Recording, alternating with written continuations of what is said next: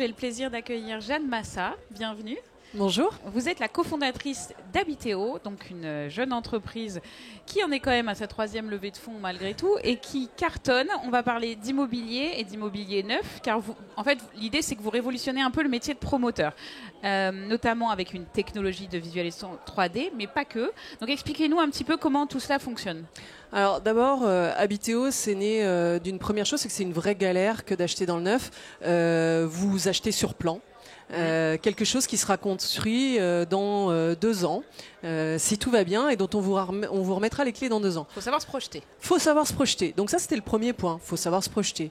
Faut voir le quartier. Faut etc. Aujourd'hui, un consommateur a moins de temps. Bon, ça semble galvaudé, mais moins de temps. Il a besoin de se projeter et il a besoin de personnalisation. Donc, que permet la 3D ? Permet de vous montrer et construire ce qui n'est pas encore construit, donc en virtuel, mais vous rentrez dans des appartements, vous pouvez les voir, vous pouvez voir les vraies vues qu'auront les appartements, parce qu'aujourd'hui avec les prises de drone, vous pouvez faire des prises de drone par étage et donc avoir vraiment ce qu'il y aura par-dessus, au-delà de vos fenêtres. Donc la projection là est complète. Et puis l'autre point, c'est que vous pouvez personnaliser. Vous allez pouvoir mettre du parquet à la place du carrelage et puis dire je fais le choix de ce parquet là parce qu'effectivement je le vois et pas seulement j'ai un petit échantillon dans mon grand magasin ou dans le showroom qu'on va me proposer. De la même manière les cuisines, etc. Donc ça c'est la personnalisation avec le coût qui est engendré derrière. Ça aussi c'est extrêmement important. Puis nous on va un petit peu plus loin parce qu'effectivement on apporte un CRM, on apporte de la connaissance du projet immobilier des futurs internautes aux promoteurs pour qu'ils puissent avoir une réponse appropriée. Et ça au travers d'un CRM et effectivement de l'ensemble de nos outils digitaux, puisque on a des formats pour être sur Facebook, on a des formats pour être sur les sites internet, etc. Quand il y a un nouveau programme immobilier, vous êtes capable de décliner à chaque fois ? On peut tout décliner, on va décliner les extérieurs, on va remettre la résidence dans même de l'open data 3D parfois. Mais vous pouvez avoir un quartier complet modélisé, puis au milieu, vous voyez ce qu'est la future résidence. Véritablement, vous voyez vos parcs préférés, vous voyez, voilà. Et puis, vous pouvez avoir des calculs de distance. Vous achetez généralement parce que vous êtes en train de passer un cap. C'est quelque chose d'extrêmement important dans une vie, un achat immobilier. D'ailleurs, que ce soit pour investir ou pour y vivre. Quand c'est pour y vivre, généralement, c'est un temps de famille. Soit on s'agrandit, soit on se réduit. Et du coup, il est important de savoir si à proximité, il y a des crèches, il y a des écoles, etc. Donc tout ça, on fait des petits calculs de distance. C'est plein de petites choses où on se dit qu'il faut amener la personne. En fait, il y a tellement d'informations sur le net. Cette information, il faut lui donner en visibilité une lecture simple, tout au même endroit. C'est plus simple. La décision va plus rapide et on se déplace où on a le vendeur en ligne que quand on le souhaite. D'accord. Alors, ça représente quoi aujourd'hui Habiteo si on donne quelques chiffres clés ? Quelques chiffres clés. Habiteo, ça fait 4 ans d'existence.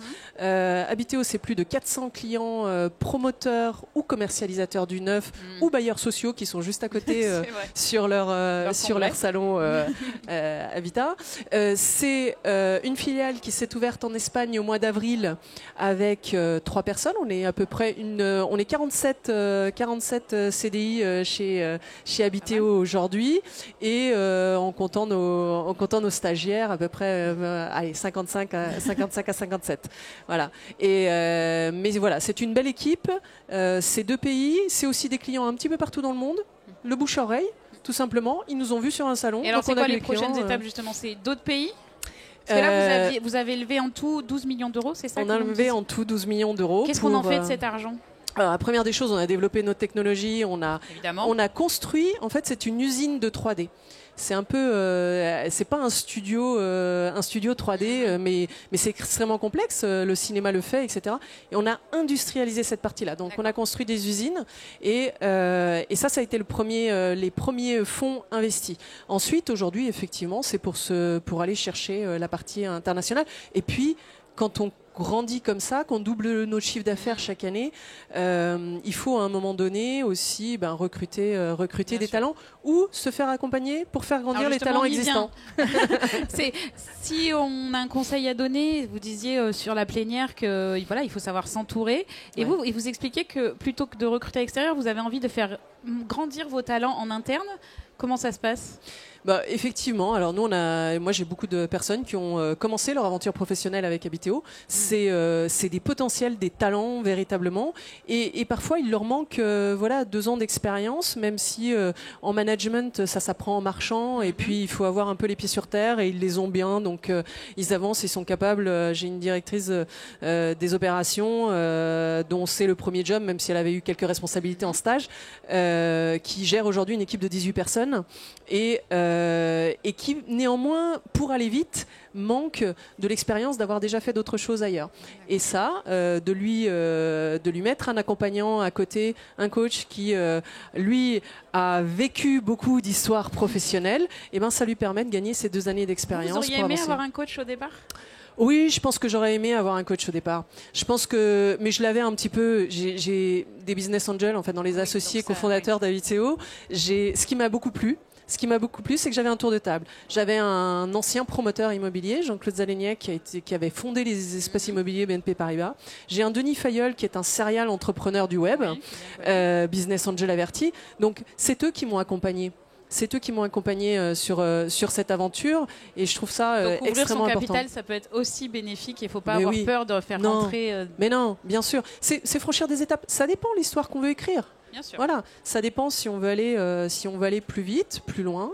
Ça dépend si on veut construire une entreprise de taille moyenne. Mais déjà, quand on est une petite 60aine de personnes et qu'on envisage d'ouvrir des pays, etc., bah oui, c'est normal, ça fait partie de l'aventure.